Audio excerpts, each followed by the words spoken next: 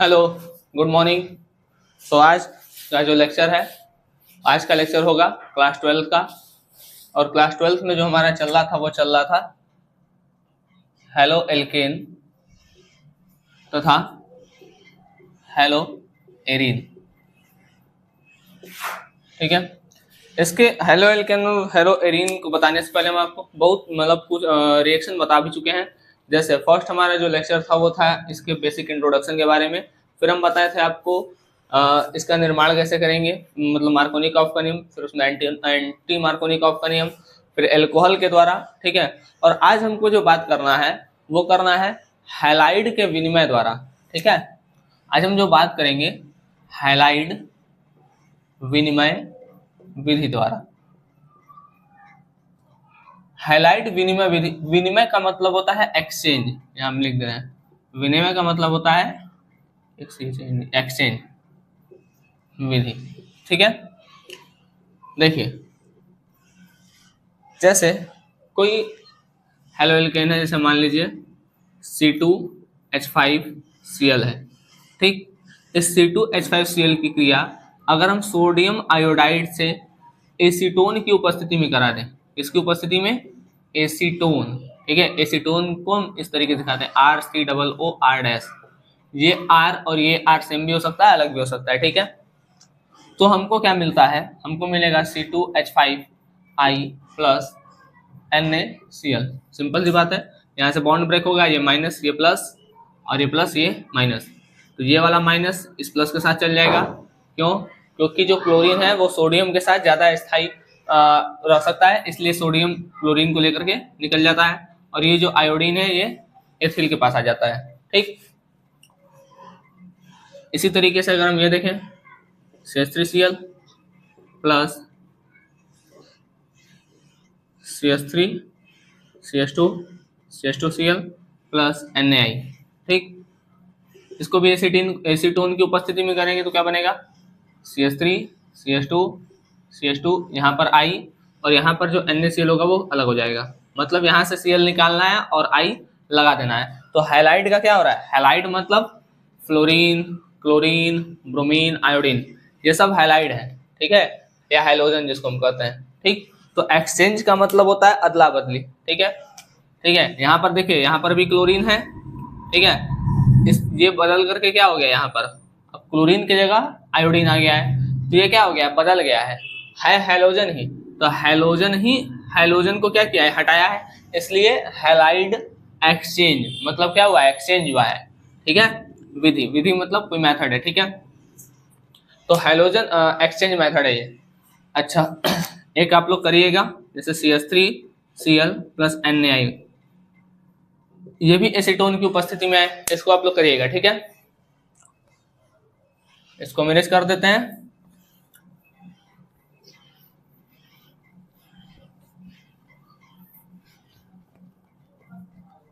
थोड़ा सा देखते हैं। ठीक है, कि जैसे हैलाइड विनिमय विधि था हमारा, हैलाइड विनिमय विधि। ठीक है, इसमें अभी हम देखें कि जो हैलाइड होगा, ठीक है, वो क्या करेगा, हैलाइड को हटा देगा, ये बनाएगा C2H5I प्लस, यहाँ से हट जाएगा, ये हो जाएगा NaCl। ठीक, तो हैलाइड ही हैलाइड को क्या किया, हटाया है, इसलिए हैलाइड एक्सचेंज। ठीक है, या विनिमय मेथड है। अब देखिए, अगर मान लीजिए हम यहाँ पर I ले लें, जैसे C2H5I प्लस NaCl, तो ये रिएक्शन होगा, तो ये रिएक्शन नहीं होगा। कारण क्या है, देखिए कारण ये है कि सबसे पहला बात तो ये कि जब हम ऊपर से नीचे आते हैं, जैसे फ्लोरीन, क्लोरीन, ब्रोमीन, आयोडीन, तो इसमें कुछ बातें ध्यान रखनी है। ऊपर से नीचे आते समय, ठीक है, ऊपर से नीचे आते समय साइज बढ़ता है, आकार क्या होता है, बढ़ता है। ठीक है, और अब देखिए, अच्छा इन चारों में एक चीज और बात करें तो इन चारों में आयनिक मतलब आयनिक गुण भी होता है, आयनिक गुण। ठीक है, और इसके पास कोवैलेंट गुण भी होता है, कोवैलेंट, कोवैलेंट गुण भी होता है, ठीक है। इसके पास दोनों गुण हैं, आयनिक गुण भी और कोवैलेंट गुण भी है। एक बात आपको क्लास 11 में पता होगा कि जो आयनिक होता है, ठीक है, आयनिक आयनिक में घुलता है, आयनिक किस में घुलता है, आयनिक में घुलता है, ठीक है। और जो कोवैलेंट होता है, कोवैलेंट कोवैलेंट में घुलता है, आयनिक आयनिक में घुलता है और कोवैलेंट कोवैलेंट में घुलता है। तो एक चीज देखिए, ऊपर से नीचे आते समय, ठीक है, अच्छा, इस कोवैलेंट कैरेक्टर को डिसाइड करने के लिए एक फॉर्मूला दिया जाता है, इसको हम कहते हैं फजांस रूल। फजांस रूल क्या कहता है कि जो कोवैलेंट कैरेक्टर होता है, कोवैलेंट कैरेक्टर वो क्या होता है,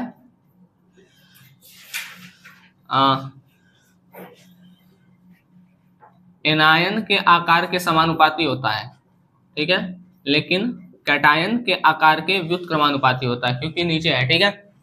तो इसका कहने का मतलब है कि एनायन जितना ज्यादा होगा, कोवैलेंट कैरेक्टर उतना ज्यादा होगा, और कैटायन जितना ज्यादा होगा, कोवैलेंट कैरेक्टर उतना कम होगा। इसमें रिवर्स चलता है, ठीक है। इसको हम अलग अलग लिख देते हैं, नहीं तो कंफ्यूजन होगा। देखिए, पहला बात बताएं कि जो कोवैलेंट कैरेक्टर है वो क्या होता है, कोवैलेंट कैरेक्टर एनायन के आकार के समानुपाती होता है, एनायन का आकार, ठीक। और दूसरा जो कोवैलेंट कैरेक्टर होता है वो कैटायन के आकार के व्युत्क्रमानुपाती होता है। समानुपाती और व्युत्क्रमानुपाती क्या होता है, समानुपाती मतलब साथ साथ चले, अगर, ठीक है, अगर एनायन का आकार बढ़ रहा है, ठीक है, तो कोवैलेंट कैरेक्टर भी बढ़ेगा, और एनायन का आकार अगर कम हो रहा है तो कोवैलेंट कैरेक्टर भी कम होगा। तो ऊपर से नीचे आते समय क्या होता है, साइज बढ़ता है, ठीक है। मतलब ऊपर से नीचे आएंगे तो साइज क्या होगा, बढ़ेगा, मतलब जो आई का साइज है वो बढ़ेगा, ठीक है। लेकिन क्लोरीन फ्लोरीन ये सब का साइज नहीं बढ़ेगा। तो यहाँ पर क्लोरीन का साइज भी छोटा है और सोडियम का साइज भी क्या है, छोटा ही है, ठीक है। तो ये क्या होगा, Na और Cl, Na और Cl एसीटोन में घुलेंगे नहीं मतलब कि आयनित नहीं होंगे, ठीक है। देखिए, यहाँ पर आई रहता तो कैटायन का साइज छोटा रहता, एनायन का साइज बहुत बड़ा रहता। यहाँ पर कैटायन ये है, ठीक है, और एनायन इतना ही है, ठीक है। तो इस तरीके से है, बस समझ में आ रहा है। तो यहाँ पर क्या होगा कि ये अपने आप को तोड़ेगा ही नहीं, ठीक है, ये अपने आप को ब्रेक ही नहीं करेगा, ठीक। इसलिए ये जब ब्रेक नहीं करेगा, ब्रेक करने का मतलब ये Na+ और Cl- में नहीं टूटेगा, और जब टूटेगा ही नहीं तो ये आई को हटा नहीं पाएगा, और आई को हटा नहीं पाएगा तो रिएक्शन हो नहीं पाएगा। उसी तरीके से Br में होता है, ठीक है, Na के साथ Br लगता है तो उसका भी कोवैलेंट कैरेक्टर उतना ज्यादा नहीं हो पाता है कि वो अपने आयनों में क्या हो जाए, विभक्त हो जाए, ठीक है। तो NaCl और जो NaBr होते हैं, F तो छोड़ ही दीजिए, F वैसे ही बहुत छोटा है, ठीक है, ये दोनों एसीटोन में नहीं घुलते, ठीक है, नहीं घुलते, अर्थात Na+ व Cl- या Br- नहीं बनाते, ठीक है। और जब बनाएंगे नहीं तो होगा क्या, जब नहीं बनाएंगे तो ये निकल ही नहीं पाएगा, और जब ये निकल नहीं पाएगा तो ये रिएक्शन होगा नहीं। तो रिएक्शन तभी होगा जब यहाँ पर आई ना रहे, ठीक है, आई कहाँ रहे, यहाँ पर। तो यहाँ पर कैटायन का साइज बहुत बड़ा हो जाएगा और एनायन का साइज बहुत बड़ा हो जाएगा और कैटायन का साइज छोटा हो जाएगा। तब ये क्या हो जाएगा, टूटेगा, और आई आकर के यहाँ से Cl को हटा करके जुड़ जाएगा और Cl जाकर के यहाँ जुड़ जाएगा, ठीक। तो ये हमारा जो मेथड है वो है हैलाइड विनिमय मेथड। अब इसको हम सफाई से लिख देते हैं, ठीक है। उम्मीद है आपको इतना बात समझ में आया होगा। देखिए, इस ये जो अभी पहला मेथड हम बताए हैं, इसको हैलाइड विनिमय विधि, ठीक है। और इस हैलाइड विनिमय विधि में कई पढ़ेंगे, जैसे पहला ये पढ़े थे, इसको फिंकल-स्टीन रिएक्शन भी कहता है, ठीक है, फिंकल-स्टीन अभिक्रिया, ठीक। अब इसको हम इरेज कर दिए हैं, ठीक है। अब इसको हम सफाई से लिख देते हैं, आप लोग उसको नोट कर लीजिएगा, ठीक है। यहाँ लिख दिए हैलाइड विनिमय विधि में जो पहला है हमारा, वो खुद इसी का नाम है हैलाइड विनिमय विधि, या फिंकल-स्टीन अभिक्रिया, या कोनाल्ड फिंकल-स्टीन अभिक्रिया। एल्किल, इसमें थ्योरी है एल्किल आयोडाइड का निर्माण हैलाइड विनिमय विधि द्वारा भी होता है। ठीक है, ऐसे हुआ है, देखिए यहाँ से ये x इस Na के साथ चला गया है, ठीक है, x Na के साथ और I इस R के साथ, तो हैलाइड का क्या हो गया है, एक्सचेंज हो गया है, अदला बदली हो गया है। ठीक वैसे यहाँ पर ये प्लस है, ये माइनस है, ये प्लस है, ये माइनस है, तो NaCl को लेकर के निकल जाएगा।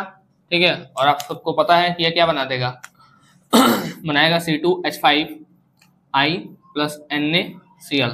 ठीक, ये वाला आप लोग अपने से करिएगा। देखिए जैसे यहाँ पर क्लोरीन फ्लोरीन ब्रोमीन ये सब है तो बना दे रहा है। ठीक, लेकिन अगर एथिल एल्कोहल या किसी भी कोई भी R ग्रुप हो, ठीक है, मतलब कोई भी एल्किल ग्रुप हो और उसके साथ I लग जाए, आयोडीन लग जाए, तब हम उसका रिएक्शन करा है NaCl से तो नहीं, रिएक्शन नहीं हो रहा है, या NaBr से इसी का करा रहे हैं तो नहीं हो रहा है। तो क्या क्वेश्चन बना करके लिख दिए कि क्या कारण है कि एल्किल आयोडाइड व NaCl एल्किल आयोडाइड NaCl व NaBr से अभिक्रिया नहीं देता है। तो देखिए इसका मेन कारण क्या है कि जैसे हम इस, अच्छा सॉरी, यहाँ पर ये एसीटोन लिख लीजिएगा। ठीक है, ये एसीटोन की उपस्थिति में होता है, एसीटोन एसीटोन एसीटोन, यहाँ एसीटोन की उपस्थिति है लेकिन रिएक्शन नहीं हो रहा है। ठीक, तो एसीटोन जो है एक कोवेलेंट कंपाउंड है। एसीटोन क्या है, कोवेलेंट कंपाउंड है। ठीक है, और कोवेलेंट जो होता है वो कोवेलेंट में घुलता है और आयनिक आयनिक में घुलता है। ठीक, यहाँ पे लिख दें कोवेलेंट को आयनिक आयनिक में घुलता है और कोवेलेंट कोवेलेंट में घुलता है। ठीक है, अब देखिए लेकिन ऊपर से नीचे आते समय उसके मतलब कोवेलेंट कैरेक्टर भी उसका बढ़ता है। ऐसा हम क्यों करें, क्योंकि एक व्यक्ति थे, इसको मिरेज कर दे रहे हैं। ठीक है, ये वाला बस। ठीक, आप लोग चाहिएगा तो ये इसको लिखने के बाद इसी के नीचे लिख लीजिएगा जो भी बता रहे हैं यहाँ पर। ठीक है, एक व्यक्ति थे जिनका नाम था फजांस। फजांस एक रूल दिए थे जिसको हम फजांस रूल कहते हैं।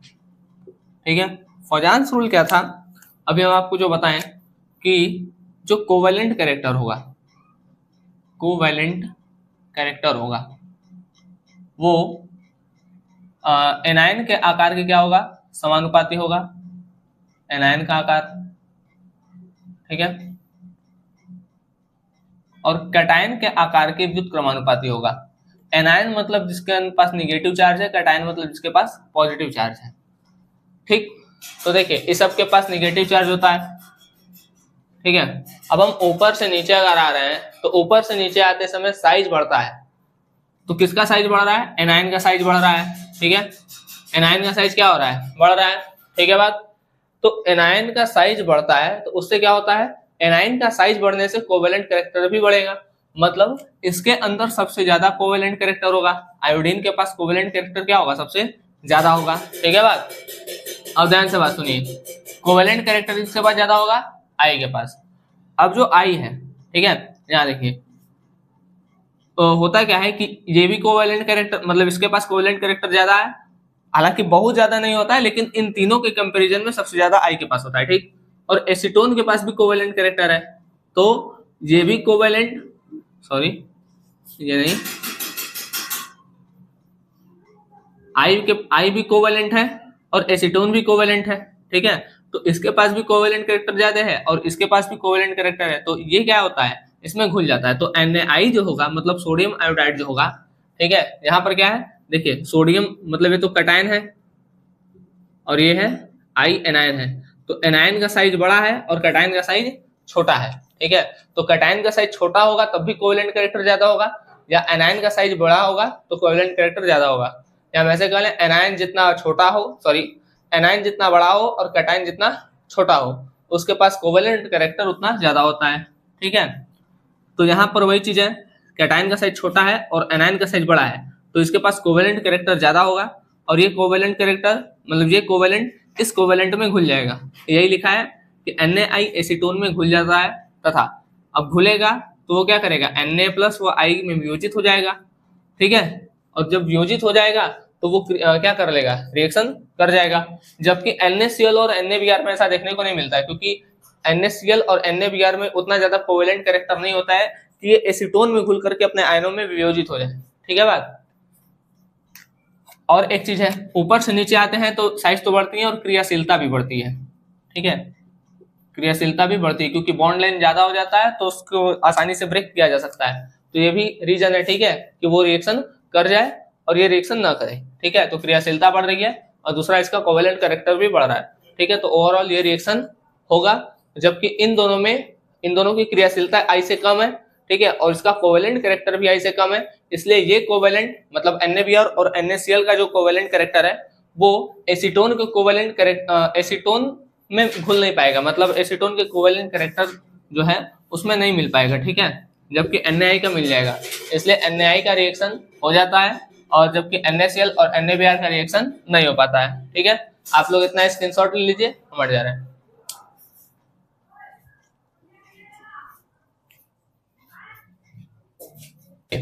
अब हम हैलाइड एक्सचेंज मेथड में अपने दूसरे मेथड की ओर चलते हैं, ठीक है। दूसरा मेथड है जिसका रिएक्शन का नाम है स्वार्ट्ज रिएक्शन।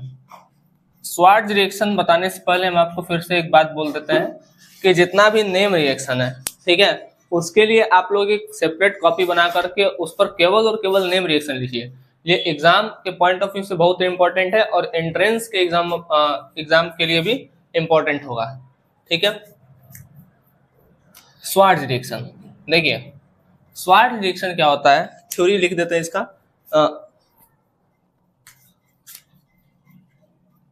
जब एल्किल हैलाइड या हेलो एल्केन की क्रिया AgF, ठीक है, सिल्वर फ्लोराइड या mercury fluoride Hg2F2, mercuric fluoride या एंटीमनी फ्लोराइड, ठीक है, एंटीमनी फ्लोराइड SbF3, किसी से भी ले सकते हैं, ठीक है, से कराते हैं तो एल्किल फ्लोराइड RF प्राप्त होता है, ठीक है। ये लिख लीजिएगा, छोटा रिएक्शन था, छोटा डिफिनेशन था, इसलिए लिख दिए। अब देखिए RX की क्रिया किससे करा दे, या R की जगह आप ये भी ले सकते हैं C2H5, ठीक है, Cl, ठीक। इसका रिएक्शन हम करा रहे हैं AgF की उपस्थिति में। तो होगा क्या, यहाँ से बॉन्ड ब्रेक होगा, इसके ऊपर आएगा पॉजिटिव, इसके ऊपर आएगा निगेटिव, और AgF में भी बॉन्ड ब्रेक होगा, ठीक है, इसके ऊपर आएगा पॉजिटिव, इसके ऊपर आएगा निगेटिव। अब होगा क्या, ये जो C2H5 है, ठीक है, यहाँ से धीरे धीरे बाहर निकलेगा क्लोरीन और यहाँ से धीरे धीरे फ्लोरीन जुड़ेगा, इधर से नहीं जुड़ेगा। हालांकि ये चीज हम कल बताएंगे SN1 और SN2 रिएक्शन में ऐसा क्यों होता है, ठीक है। अब इधर सुन लीजिए, यहाँ भी माइनस है और इधर से माइनस आएगा नहीं, क्योंकि रिपल्सन बहुत तेज होगा, तो ये पीछे से अटैक करेगा, ठीक है, ये होगा। और एक समय आएगा जब ये Cl निकल जाएगा तो Ag प्लस है, ठीक है, और Ag प्लस Cl को पकड़ लेगा माइनस को, तो क्या बना देगा, AgCl बना लेगा, और यहाँ पर हो जाएगा C2H5F प्लस AgCl। आप एक स्टेप में भी लिख सकते हैं, यहाँ पर करके आप इसको लिख करके, इतना लिख करके डायरेक्ट इसको लिख लीजिए, या आप पूरा लिख लीजिए, ठीक है, नोट कर लीजिए इतना। हम इरेज कर दे रहे हैं इसको, हट जा रहा है, स्क्रीनशॉट ले लीजिए, इरेज कर लीजिए, सॉरी लिख लीजिए।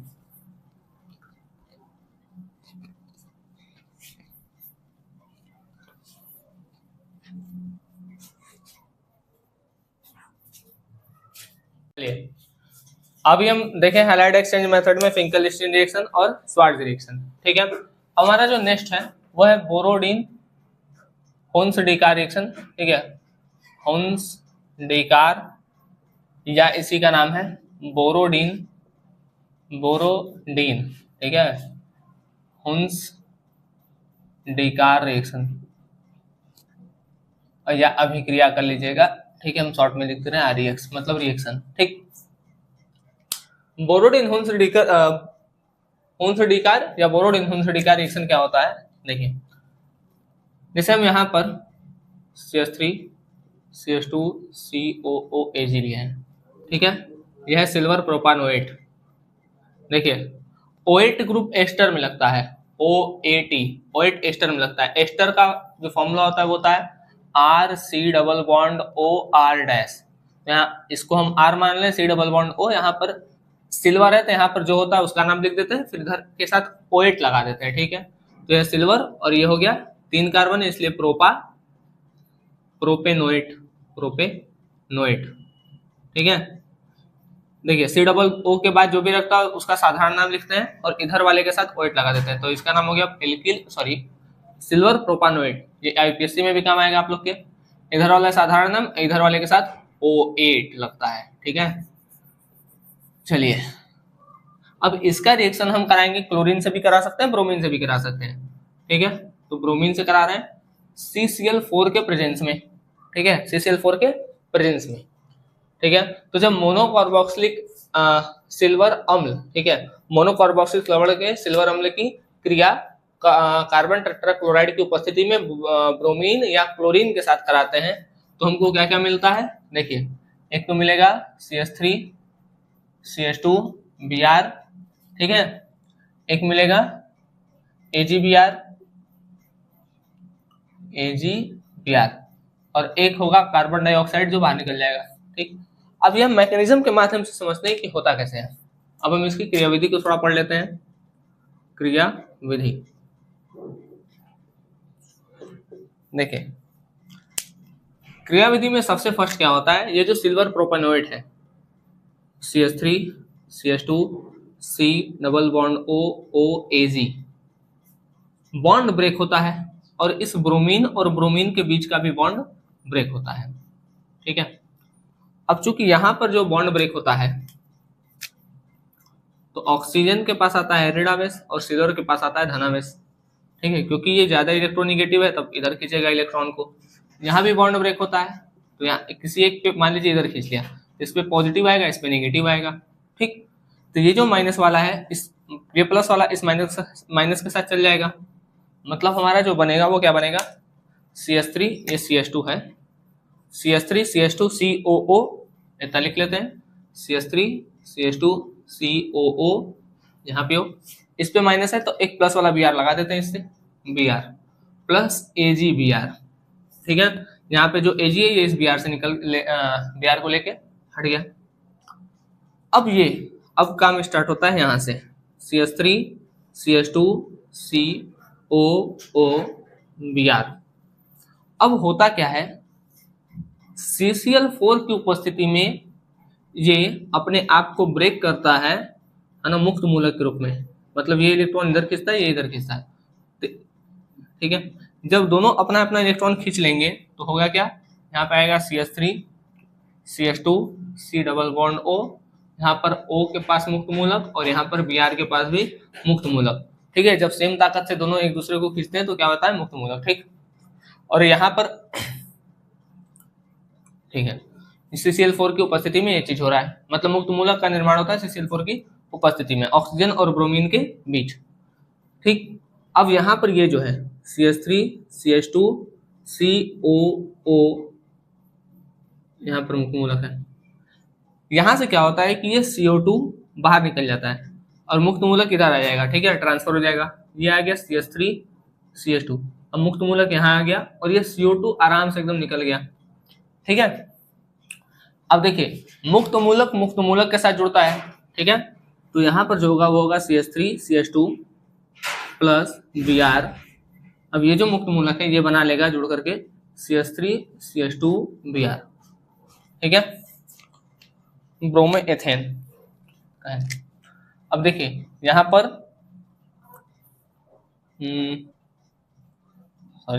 यहाँ से CO2 बाहर निकल जाएगा, ठीक है। लेकिन मैकेनिज्म पढ़ने से ये चीजें होती हैं, ठीक है, कि आप कुछ अगर गलत भी करेंगे तो आपको सही आ जाएगा। सही है तो ठीक था, अच्छा ऊपर लिखें, सॉरी ये सही था, ठीक है, ये चीज सही था, ठीक है ठीक है ठीक है। देखिए यहाँ ये मैकेनिज्म है, अच्छा ये दिखा रहे थे कि देखिए यहाँ पर CH3 CH2 Br है, ऊपर देखना था हम यहीं पे देख लेते, ठीक है। तो ये बना है AgBr बना है, तो यहाँ पर ये AgBr है, ये CH3 CH2 Br है और CO2 बाहर निकला है तो ये CO2 है, ठीक। बाकी सबका यूज हो गया है, यहाँ पर जो मुक्त मूलक है इसी में से CO2 निकला है बाहर और यहाँ पर ये जो मुक्त मूलक बना और ये मुक्त मूलक बना वो मिल करके CH3 CH2 Br बन गया है, ठीक है। अब हम इसको लिख देते हैं, आप लोग क्या करिए उसको नोट डाउन कर लीजिएगा, ठीक है बात। चलिए हम यहीं पे डेफिनेशन लिख दे रहे हैं, ठीक है।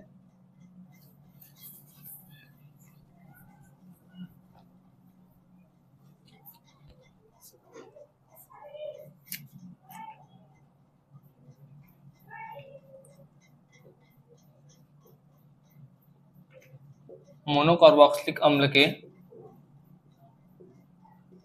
सिल्वर लवण की क्रिया CCl4 की उपस्थिति में क्लोरीन या ब्रोमीन से कराने पर हेलो एल्केन या एल्किल हैलाइड, हेलो एल्केन या एल्किल हैलाइड प्राप्त होता है, ठीक है। यहां से इसकी क्रियाविधि है, ठीक है। ऊपर हम रिएक्शन लिख देते हैं इसका। रिएक्शन में क्या रहेगा, यही जो आपका था CH3 CH2 COO, यहाँ पे हम लिए थे सिल्वर है तो सिल्वर लवण ले लेंगे प्लस ब्रोमीन, और ये हो रही है CCl4 की उपस्थिति में, तो बना रहा है CH3 CH2 Br plus CO2 plus AgBr, ठीक। ये क्लोरीन या ब्रोमीन का बात है, आयोडीन का नहीं है, ठीक है। इतना नोट कर लीजिए, स्क्रीनशॉट लीजिए, तो हम आयोडीन का बता दे रहे हैं। चलिए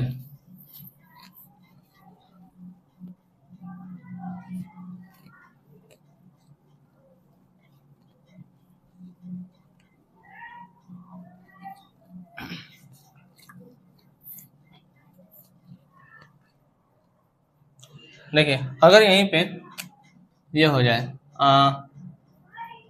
CH3 CH2 CH3 CH2 COO Ag, ठीक, और ये रिएक्ट कर जाए Na से, ठीक है, सॉरी I2 लिख रहे हैं, I2 से, ठीक, Na I2 से, आयोडीन से, तो होगा क्या, यहाँ पर बनेगा RCOOR plus CO2 plus AgI, ठीक है, 2 AgI है और ये भी 2। अभी कैसे होता है ये देख लीजिए, देखिए यहाँ हो गया CH3 CH2 COO, यहाँ पर Ag, ठीक। इसका 2 मोल लेते हैं, CH3 CH2 COO Ag, ठीक है। यहाँ से टूटेगा बॉन्ड, यहाँ से टूटेगा, यहाँ प्लस, सॉरी यहाँ पे माइनस, यहाँ प्लस, यहाँ माइनस, यहाँ पर प्लस, ठीक, समझ में आ गया। और यहाँ पे I2 है, तो Ag जो होगा वो I2 को लेके निकल जाएगा, ठीक, Ag जो होगा I2 को लेके निकल जाएगा। यहां से कहीं से क्या होगा, एक CO2 निकलेगा, ठीक है, मतलब इसी में से एक CO2 बाहर निकल जाएगा, ठीक। तो यहाँ पे आपका बनेगा, ये हो गया CH3 CH2 COO, CH3 CH2 COO, ठीक। अच्छा, ठीक, इसको ठीक है, ये बनेगा, ठीक है। और यहाँ पे आपका जुड़ेगा CH3CO, फिर यहाँ पे आ गया CH3CH2, ठीक है। मतलब देखिए यहाँ पर जो माइनस चार्ज था ना, ठीक है, वो क्या होगा,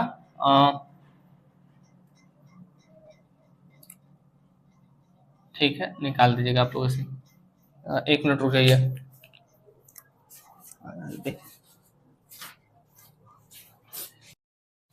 देखिए एक है आई से नहीं ना, मतलब Cl से था, ब्रोमीन से हो गया था, लेकिन आई से नहीं हुआ था।